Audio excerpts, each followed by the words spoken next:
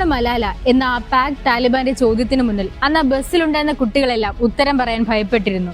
എന്നാൽ പിന്നീട് 10,000-കണക്കിന് പെൺകുട്ടികളെ കൊണ്ട് ഐ എം ഓൾസോ മലാല എന്ന് ചങ്കുറപ്പോടെ പറയാൻ പ്രേരിപ്പിച്ച അന്നത്തെ ആ 11-കാരിയായിരുന്നു മലാല യൂസഫ്സായി.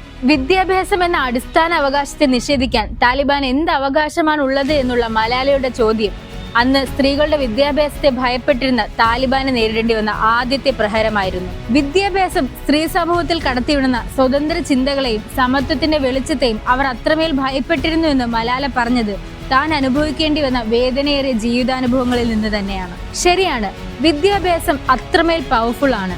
പല സങ്കുചിതമായ ചിന്താഗതികൾക്കും വിലങ്ങിടാൻ അതിന് സാധിക്കും. കുറെ വസ്തുതകളെ കാണാതെ പഠിക്കലല്ല വിദ്യാഭ്യാസം, ഒരറിവും ചെറുതല്ല. ബ്രൂസ് ലീ ഒരിക്കൽ പറയുകയുണ്ടായി, 1000 വിദ്യകൾ പരിശീലിച്ചവനെ സൂക്ഷിക്കുക, എന്നാൽ ഒരു വിദ്യ 1000 തവണ പരിശീലിച്ചവനെ ഭയപ്പെടേണ്ടതുണ്ട്.